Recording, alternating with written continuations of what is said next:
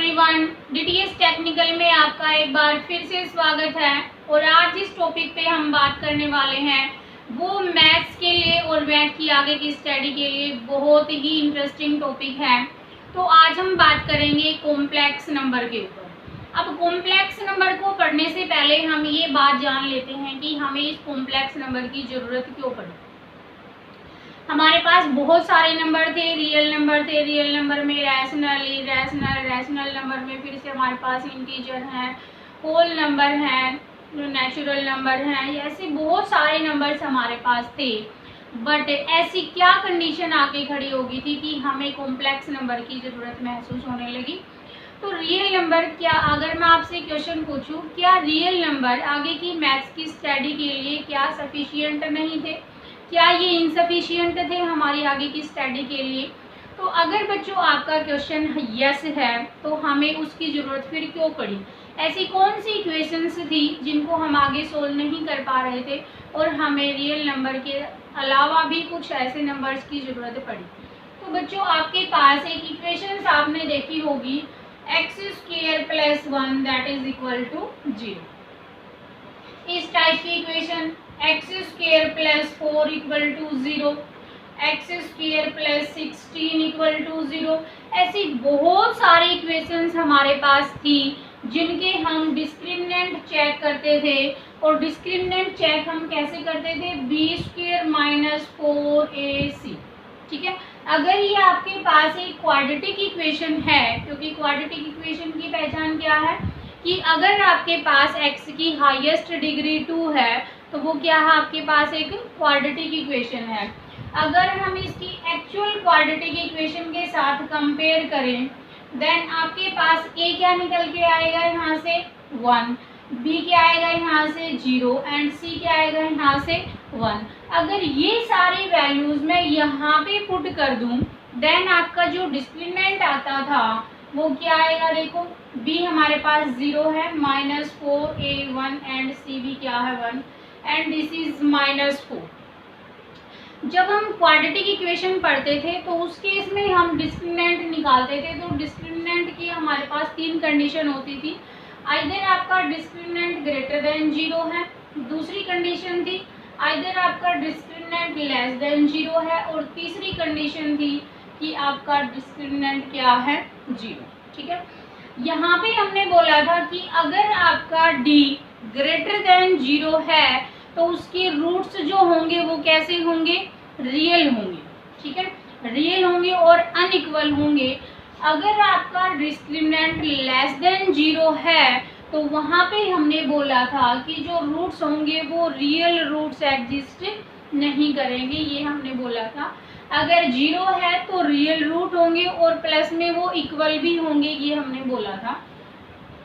तो हम इसके ऊपर आगे खड़े हो जाते थे, इन सब के तो हमारे पास रूट्स निकल के आ जाते थे। बट यहाँ पे हम रूट फाइंड आउट उनके नहीं कर रहे थे क्योंकि हमारे पास जो रियल रूट थे वो एग्जिस्ट ही नहीं कर रहे थे। तो बच्चों उस केस में हमें ये महसूस होने लगा कि अगर आपके पास इस तरह की इक्वेशन आ जाए तो हम उनके सॉल्यूशन कैसे फाइंड आउट करेंगे। मैथमेटिशियंस बहुत सालों पहले मैथमेटिशियंस के सामने ये प्रॉब्लम आई तो उन्होंने सोचा कि अगर हम ऐसी इक्वेशंस को सोल्व करने के भी कुछ अगर फॉर्मूले बना सके, अगर कोई ऐसा नंबर ला सकें तो फिर हम कैसे कौन सा नंबर लेके आएँ।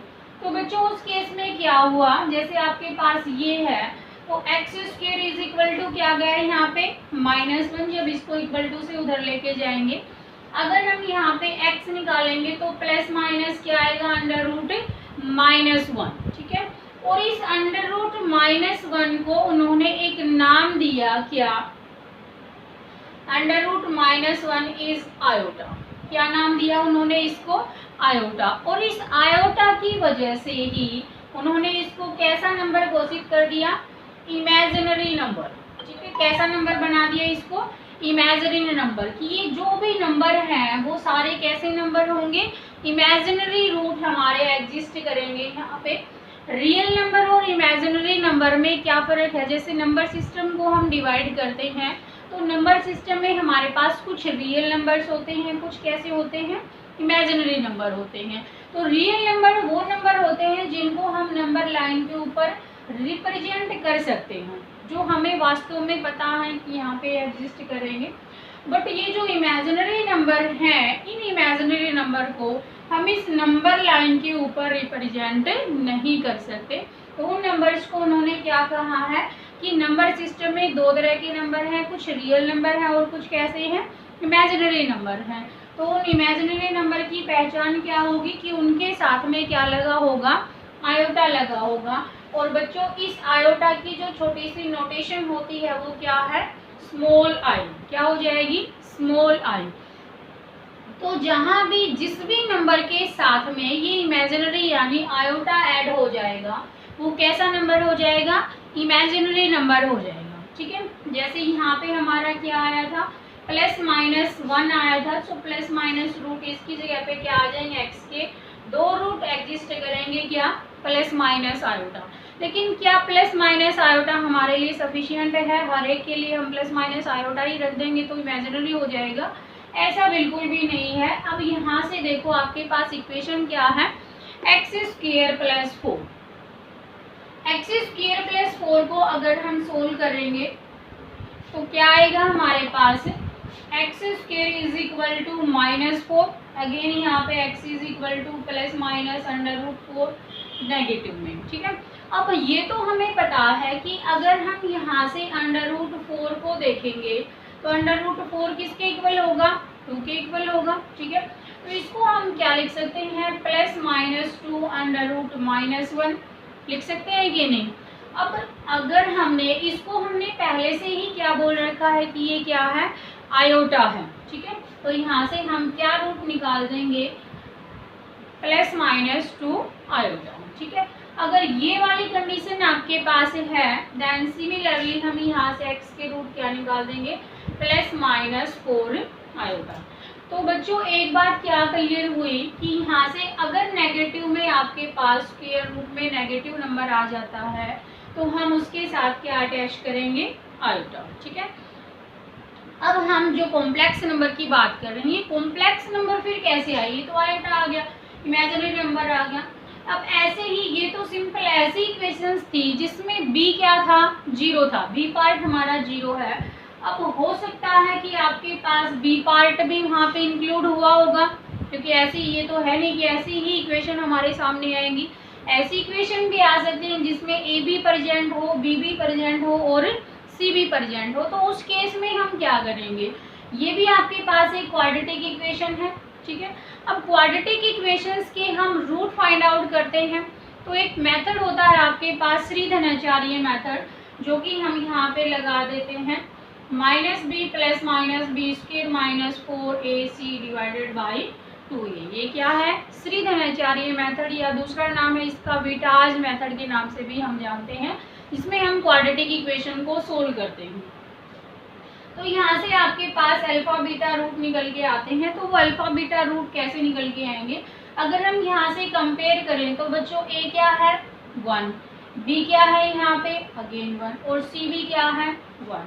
ये सब वैल्यूज अगर हम इस फॉर्मूले में पुट कर देंगे तो देखो क्या आएगा, -1 प्लस √b की जगह पे क्या आया, 1 -4 × 1 × 1 एंड डिवाइडेड बाई 2 और a की जगह पे भी क्या आ गया, 1। इसको थोड़ा सा सिंप्लीफाई करेंगे तो ये आएगा आपके पास √-3 एंड डिवाइडेड बाई 2। ठीक है, जब ये √-3 है माइनस प्लस माइनस √, यहाँ से हम क्या लिख सकते हैं, √3 और √-1 और क्या आ जाएगा यहाँ पे 2। ठीक है, अब यहाँ हम इसको क्या लिख देंगे, +-√3 और ये क्या लिख देंगे इसको, आयोटा और डिवाइडेड बाई 2।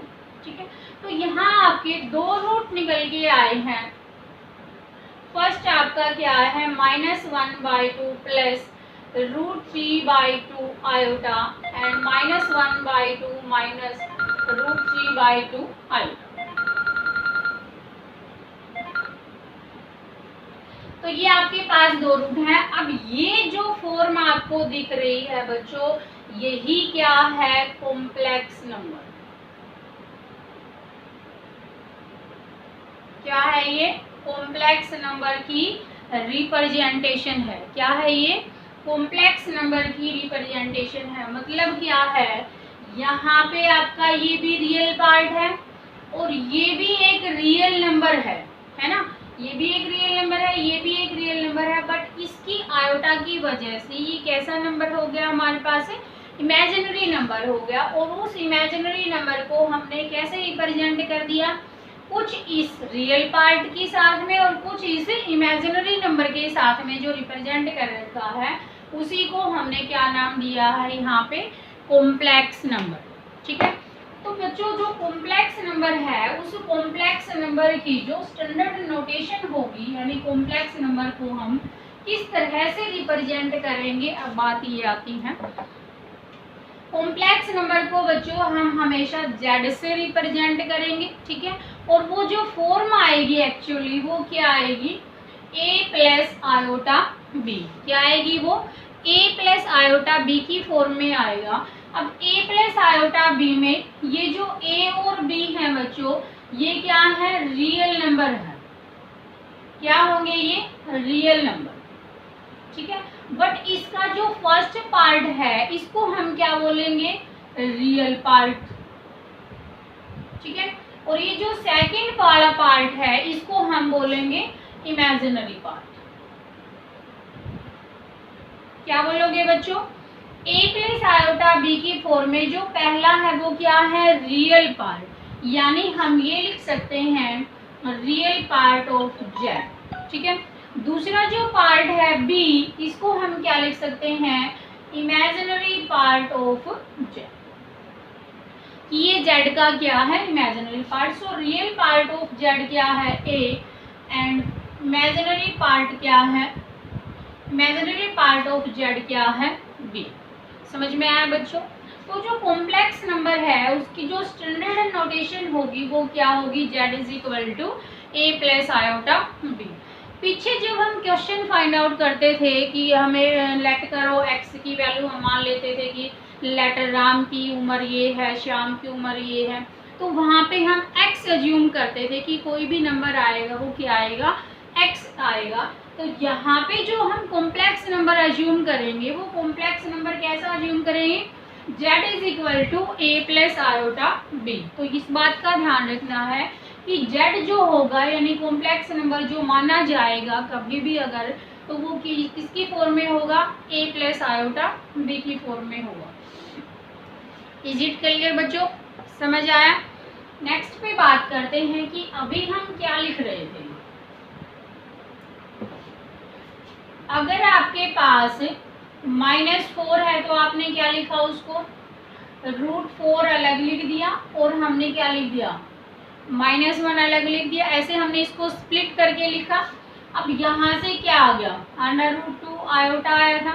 ठीक है, हम इसको a और b में करके देखते हैं। अगर आपके पास a b मल्टीप्लाई में है तो हम उसको कैसे लिखेंगे? √a इंटू √b लिख सकते हैं कि नहीं? सपोज करो आपके पास एक नंबर है 6। ठीक है, 6 को हम कैसे लिख देते हैं?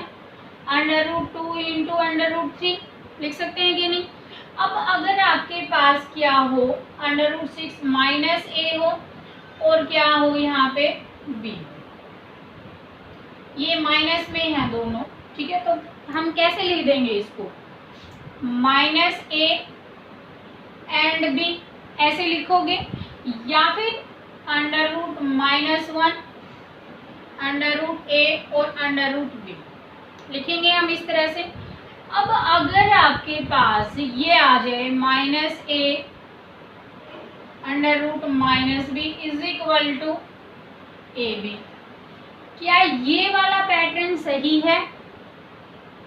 अगर आपके पास जैसे ये दोनों a और b में थे तो हमने इन दोनों को ऐसे लिख दिया। ठीक है, और ab की फॉर्म में लिख लो।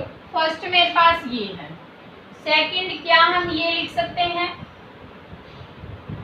कि अगर आपके पास a b है तो हम दोनों के साथ -a और -b दोनों लगा सकते हैं ऐसे। तो ये अगर -a -b है तो इसकी तरह से जब हमने इनको तोड़ के लिखा था तो ये ए बी रिजल्ट हो जाएगा। तो माइनस ए माइनस बी आएगा, तो लिख सकते हैं कि ऐसे ही। क्या ये वाली स्टेटमेंट सही है? तो करके देखते हैं। अब अगर आपके पास मान लो -2 रूट में है, ठीक है, और -3 रूट में है, तो दोनों की क्या होनी चाहिए? मल्टीप्लाई होनी चाहिए। -2 इंटू क्या आएगा? -3। अब माइनस माइनस क्या होना चाहिए? प्लस होना चाहिए, और 3 इंटू क्या हो जाएगा? 6, यानी ये वाला होना चाहिए। और क्या ये 6 आंसर हमारा सही है? बात क्या है कि अगर मान लो हमने इसको इसके पैटर्न से तोड़ दिया कि दोनों को हमने मल्टीप्लाई कर दिया अंदर, और ये क्या आ गया? 6। क्या ये चीज इसके इक्वल है? ये सही है?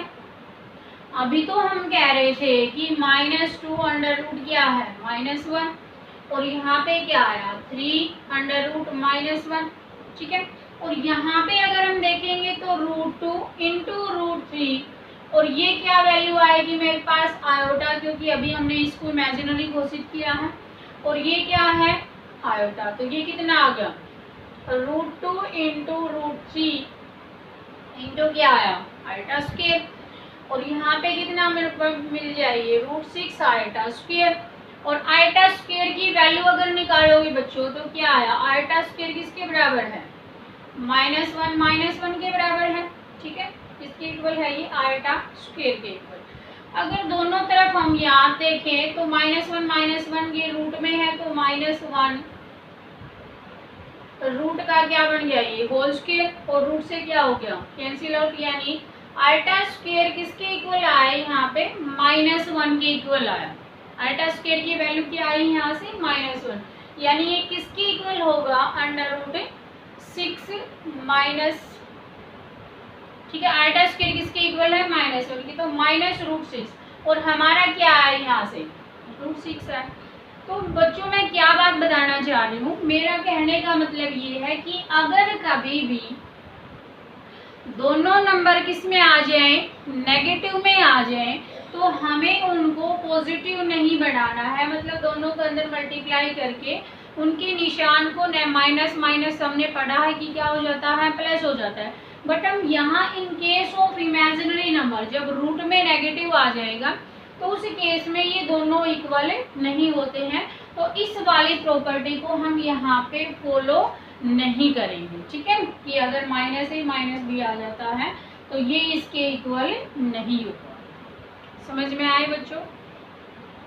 तो एक बात का ध्यान रखना है कि अगर रूट में क्या आ जाए? नेगेटिव आ जाए, तो उनको अलग अलग ही तोड़ना है, ठीक है। तो नेक्स्ट हम चलते हैं अब प्रॉपर्टी के ऊपर कि अगर आपके पास √-1 हमने पढ़ा किसके इक्वल है? आयोटा के इक्वल है। अभी हमने पढ़ा कि आयोटा स्क्वायर किसके इक्वल है? -1 के इक्वल है। ये कैसे आया? ये भी हमने अभी पढ़ा था। कैसे आया ये? √-1, ठीक है। तो ये क्या हो जाएगा? √-1 की पावर क्या हो जाएगी? 2, क्योंकि ये 2 बार आया है तो पावर इनकी क्या हो जाएंगी? ऐड हो जाएंगी, और ये इससे क्या हो गया? Cancel out. तो यहाँ पे क्या आ गया? Iota square is equal to -1, ठीक है। अब अगर आयोटा हमारे पास -1 है, देन आयोटा क्यूब क्या हो जाएगा? आयोटा क्यूब को क्या लिख सकते हैं हम? आयोटा स्क्वायर इंटू आयोटा, और आयोटा स्क्वायर की वैल्यू अभी हमने कैलकुलेट की है, क्या है? -1 इंटू क्या आएगा? आयोटा, और ये वैल्यू क्या आ जाएगी? Minus iota. अब अगर आयोटा 4 की बात करें तो क्या हो जाएगा? आयोटा क्यूब इंटू में क्या आएगा? आयोटा, ठीक है। आयोटा क्यूब की वैल्यू क्या है?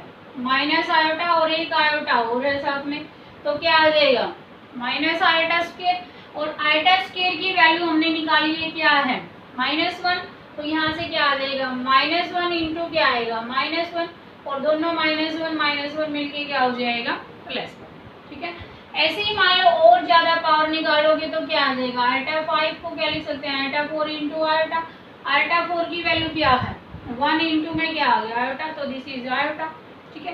तो ऐसे हम जितने भी हमारे पास आयोटा की पावर में आते जाएंगे तो हम वहां से वैल्यू कैलकुलेट कर लेंगे। मेन जो हमारे पास फॉर्मूले हैं वो क्या है, अंडर रूट में -1 है तो क्या आएगा iota, and iota square is equal to -1। हमारे पास जो 4 रिजल्ट हैं सिर्फ उनको ही याद रखना है, क्या, अंडर रूट -1 आयोटा और iota is equal to -1, iota square is equal to -1, ठीक है, iota cube is equal to minus iota and iota 4 is equal to 1। ठीक है बच्चों, ये इम्पोर्टेंट रिजल्ट हैं जो हमें की याद रखने हैं। ठीक है, तो इन रिजल्ट्स की सहायता से ही हम और भी जितने भी आयोटा की पावर में होंगे उन सबको हम यहाँ पे